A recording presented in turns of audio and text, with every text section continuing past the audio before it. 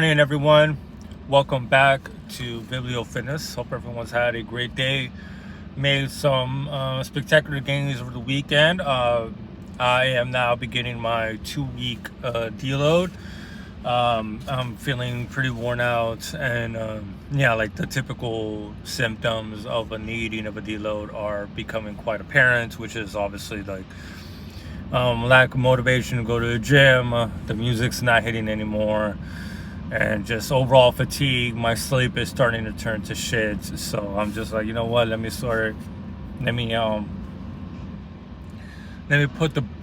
hit the brakes before I end up just running off the cliff. So so it's gonna be a 2-week hiatus as suggested by Dante Trudell. So we'll see. Hopefully recover. Hopefully scrape off some of this fatigue, which is definitely, like I said, I'm definitely feeling it. So I feel like it's the appropriate time to pull the plug on my first training block with DC training, which was spectacular, but yeah, it's very taxing. You don't really notice until later on how it starts to accumulate on you. But aside from that, today I did want to discuss section 453, which is titled A Moral Interregnum. I feel like it's something that we're dealing with even now. So let's just go ahead. Quote, "Who is now in a position to describe that which will one day supplant moral feelings and judgments, however certain we may be that these are founded on error, and that the building erected upon such foundations cannot be repaired.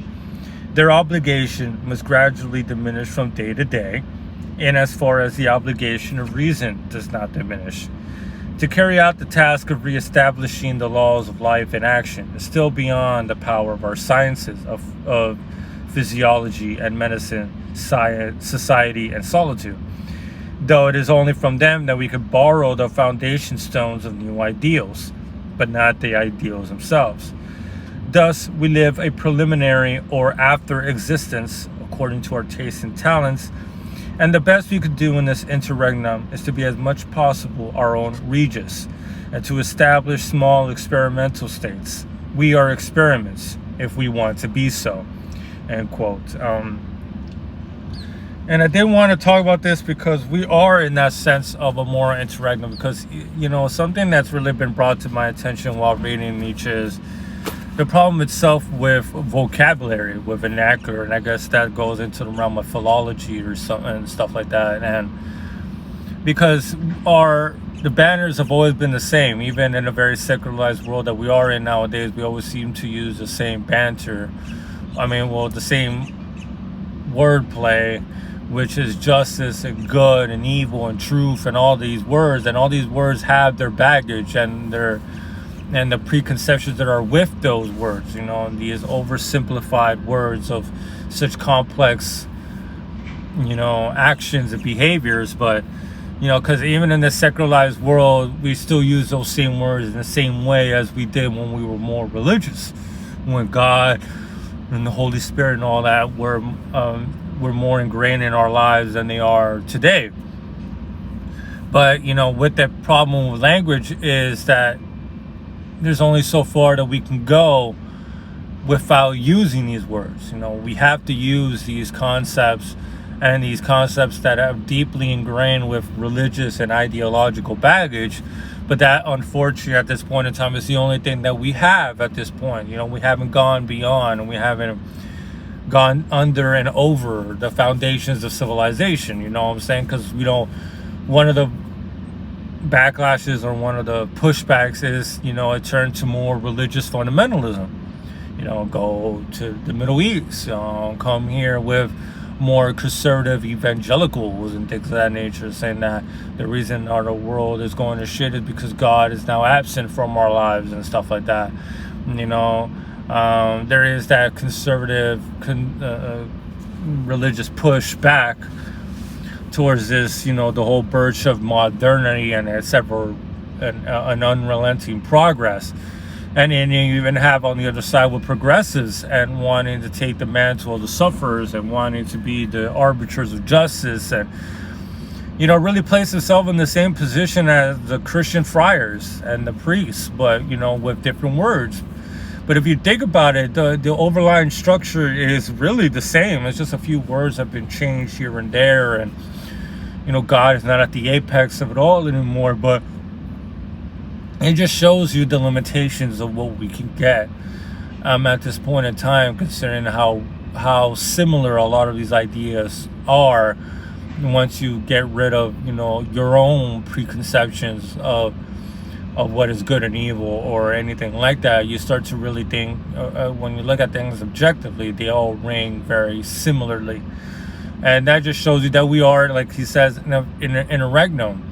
And this really is one of those opportunities where you can experiment with the cards that you've been dealt with, and experiment for your own sake, and not for the sake of others, but for your own self. Because once you start realizing everything's relative, you start realizing that trying to find any universality in any sort of morality is a fool's errand, because at the end of the day, what is good for one person is good because based upon their own circumstances, experiences, which are going to run contrary to someone on the other side of the world, right? To universalize all this is quite foolish, and it's dangerous, I guess. No, it's not even dangerous, it's just like to tidy up one's house before you start tidying up others, right?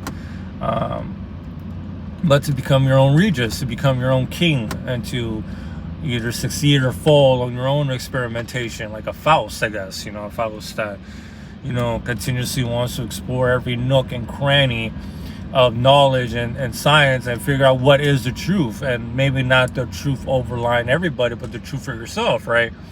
Be a nitpick and select that which is advantageous to you, because you are no longer bound by the dogmatism that is required for accepting one religion wholeheartedly and casting and throwing away all the others. Because with this in mind, you realize the foolishness of that endeavor as well. You're not allowing yourself to really be broad-minded and, not be so arrogant as to think that the way that you were brought up is the only way that you could possibly be brought up that is of any significance to civilization. You know what I'm saying? That is one of the cases that are been with internet, right? With the spanning, or what the expansion, or indeed the ability to access all this information, is how relative everything is. It's no longer as simple as it used to be. And that's why we are in these strange places right now, where our only language and our only words that we can use have been the same words that have been going on for centuries. And that leaves us something to be desired. But unfortunately, that's the times that we live in right now, where we're just going to have to continuously suffer until we figure out something that goes beyond, all this. And we're no longer tied by the scruples of those banners of justice and the triumph of good over evil and all this baggage that goes along with it. So they are interesting times. They are painful times indeed, and we're definitely dealing with it now. They could see the preposterity of it all. Everyone and their mother says that they're fighting for good. Everyone and their mother says they're doing the right thing, and you just see the blatant hypocrisy and the lies behind their supposed preaching of this good. And it's just making everyone far more cynical, right? It's just making us realize that anybody could be in possession of this good, which is dangerous. You could just look back at the 20th century and see how that played out, right?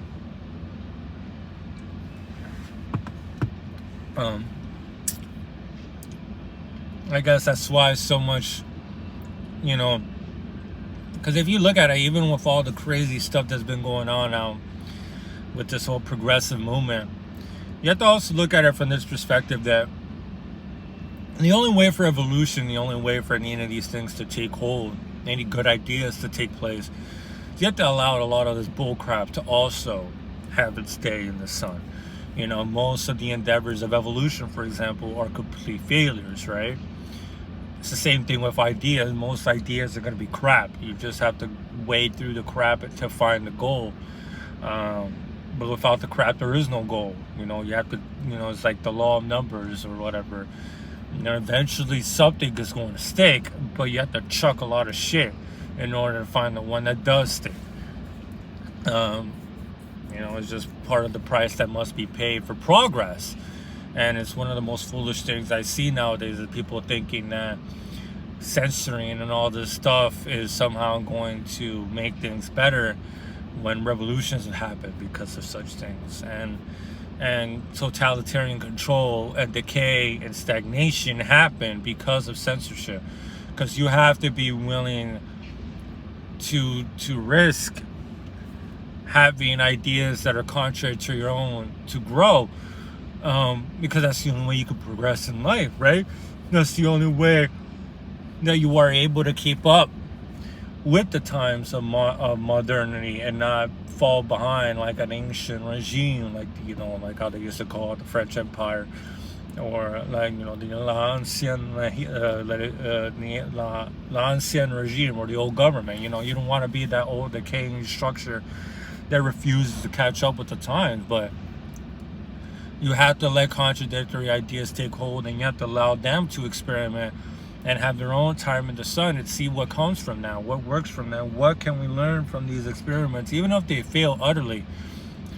What can we learn? What observations are able to be made objectively, and one could draw upon and learn and expand upon later on. You know, we have to be willing to do that and not be so dogmatic as we are nowadays. It's so ludicrous how dogmatic we've become, how tribalistic, for the sake of progress. It's another contradiction that we are able to live with somehow, is this saying that we are here for progress, yet we're trying to harken back with our delusional moral sense of atavism, you know, always trying to get back to our legacy as much as possible. And all its idiosyncrasies and shit like that. So we are we've been in a moral interregnum for some time. Even when people are talking about God all the time, it's just God is just such a preposterous idea to us nowadays that we have to live with it until we find something to expand beyond it, really, right? So that'll be all for today's episode on moral interregnum. You know, it's one of those to remind us that we have to continuously experiment, and we have to continuously, on this side of experimentation, we have to deal with the bullshit. We have to kind of wade through the crap, because even in the crap, there is some insights that can be made that you can learn if you're willing to look through it. You know, if you're looking to look at the swine of it, and not just brush it off as stupidity, because you might be doing yourself a disservice, right? You might be doing yourself a disservice and completely disregarding the experiments of other individuals, because at the end of the day, life is relative. You know, what may work for them could give some insight on how it can work for you or not work for you. But either or, you learn more about your neighbor, which is always beneficial. So, hope y'all enjoyed. Hope y'all have a great day. Hope you make some beautiful gains and try a little harder for your boy's sake. 14 days without training. Probably going to go a little crazy, but patience is a virtue, right? So, love you all. I hope you have a great day. And until next time, peace.